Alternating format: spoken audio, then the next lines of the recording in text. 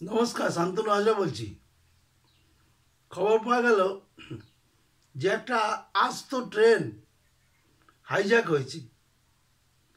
কোথায় না সেই সন্ত্রাসের রাজধানী সেই পাকিস্তানে। পাকিস্তান দেশে দেশে সন্ত্রাস বিক্রি করে, অর্থাৎ সন্ত্রাসের ফেরিওয়ালা। কোনো জায়গায় ধ্বংসের জন্য লোক চাই, হিউম্যান বোম্বার চাই, স্টেন গানম্যান চাই, AK-47 চালানো এবং নিজে মরে যাওয়ার জন্য লোক চাই। কে সাপ্লাই দেবে না? পাকিস্তান। এখন পাকিস্তান বুঝছে যে এই যে পাপ যুগে যুগে করেছি তার সেই প্রায়শ্চিত্ত কাকে বলে।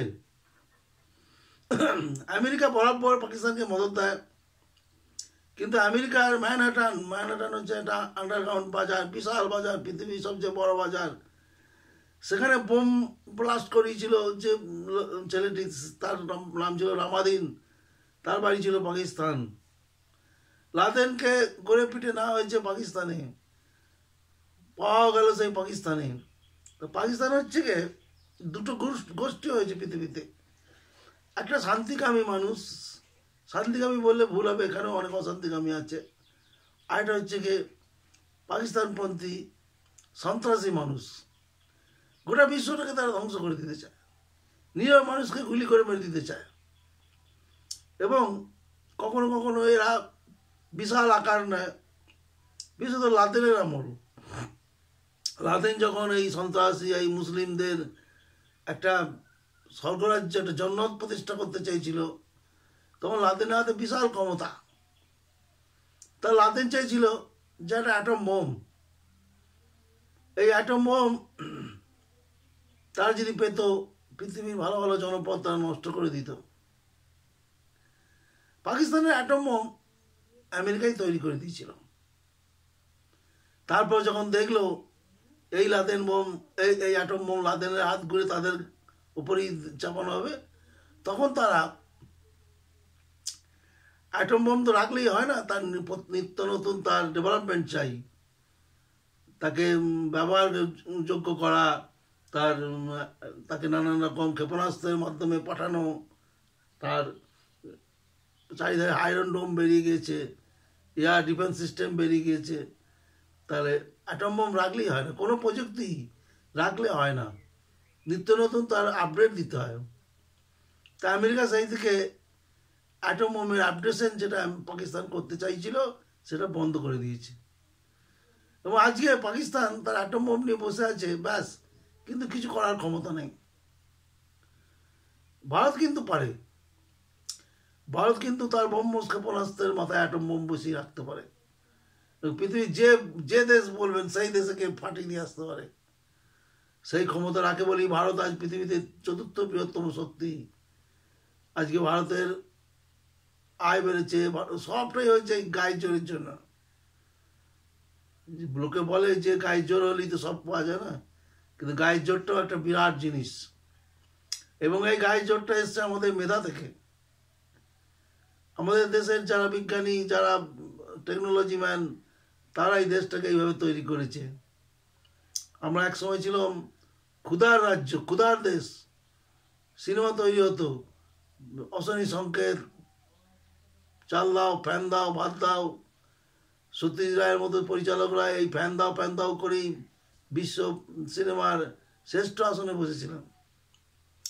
যাই হোক, প্রসঙ্গান্তরে চলে যাচ্ছিলাম। এবার বলি, একটা আস্ত ট্রেন পাশে পাকিস্তানের কোয়েটা থেকে পেশোয়ার যাচ্ছিল।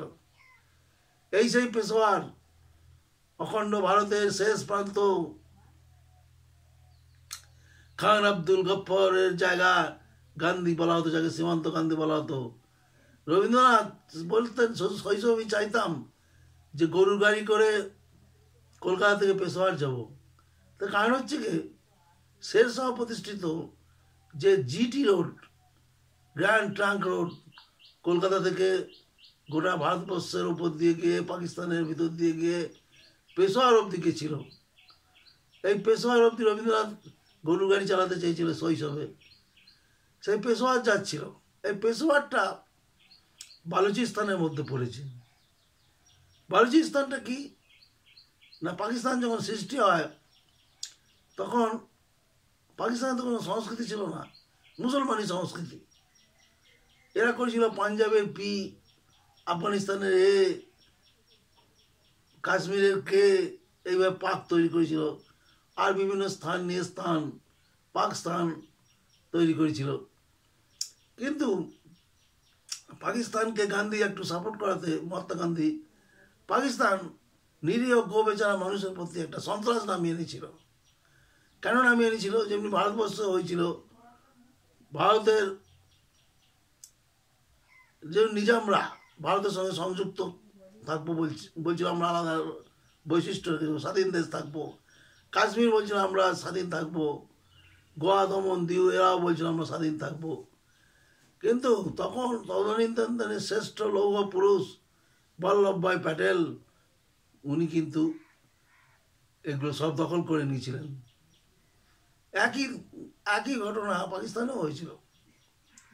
পাকিস্তানের এই জঙ্গি শাসকরা তারা এই সমস্ত বিদ্রোহ দমন করেছিলেন এবং আস্তে আস্তে সমস্ত বিদ্রোহী দেশগুলোকে মেরে কেটে পাকিস্তানে অন্তর্ভুক্ত করেছিলেন। এমনই একটা রাজ্য ছিল বালুচিস্তান। এই বালুচিস্তানে দাউদ বলে একজন রাজা ছিলেন। তিনি 15ই আগস্ট ভারত স্বাধীনের আগে 11ই আগস্ট স্বাধীনতা ঘোষণা করে দিয়েছিলেন। তারপর বালুচিস্তানে নেমে আসে অন্ধকার যুগ, পাকিস্তানি সেনাবাহিনীর বর্বর আক্রমণ। এই আক্রমণ থেকে বাঁচার জন্য বালুচিস্তান বারবার বিদ্রোহ করেছে এবং বিদ্রোহ করে কোনো লাভ হয়নি। অসম শক্তির বিরুদ্ধে পারেনি পাকিস্তানের তখন বন্ধু আমেরিকা, এবং আমেরিকার সেই সৈন্যবাহিনীর সেই বিশাল বিধ্বংসী অস্ত্রের জন্য বালুচ বিপ্লবীরা সমস্ত পরাজয় মেনেছিল। এবং আজকে আমেরিকা বুঝতে পারাতে যে পাকিস্তান সন্ত্রাস ছাড়া কিছু বোঝে না, সেই বালুচরা আজকে একটু মাথা ছেড়ে দাঁড়িয়েছে। এই ট্রেনটি কোয়েটা থেকে পেশোয়ার যাচ্ছিল। ট্রেনটাকে মাঝ রাস্তায় থামানো হয়, চাকায় বোম মারা হয় এবং 500 যাত্রী ছিল। 500 যাত্রীর মধ্যে 400 যাত্রী যারা নিরীহ যাত্রী তাদেরকে ছেড়ে দেয়, নারী পুরুষ সহ, নারী শিশু সহ। বাকি যে 100 যাত্রী এরা ছিল মেনলি সেনাবাহিনী এবং তাদের কিছু অফিসার, এদেরকে পণবন্দি করেছে এবং একটা টানেলের মধ্যে দিয়ে পাশের লাইনটা গেছে। আমাদেরও আছে না, ট্রেন যেতে যেতে কোনো পাহাড়ের টানেলে ঢুকে পড়ে, আবার ওইদিকে বেরিয়ে পড়ে, আমরা সূর্যালোক দেখি। তো সেরকম পেশোয়ার জায়গাটা দুর্গম, পাহাড় জঙ্গলে ঘেরা, ওর মধ্যেই টানেল করেছে। ব্রিটিশ সরকার করেছিল তখনকার দিনে, অনেক গল্প আছে, অন্য প্রসঙ্গে বলা যাবে। তো সেই টানেলের মধ্যে ট্রেনটাকে ঢুকিয়ে রেখেছে, মুখে আছে অতন্ত্র পহরা। তারা পাকিস্তানকে বলে দিয়েছে যে কোনো দমন পীড়ন করতে গেলে ট্রেন সমেত সমস্ত লোককে আমরা মেরে দেবো। পাকিস্তান পড়েছে মহা সমস্যায়। এতদিন পাকিস্তান টেনশন দিয়েছে, টেনশন তো এভাবে নেয়নি। আজকে সেই টেনশন, ভারত আক্রমণ করবে, আজ বাংলাদেশের মাধ্যমে ভারতকে শাসন করবে। আজ যে দেখ কি হলো, পাকিস্তান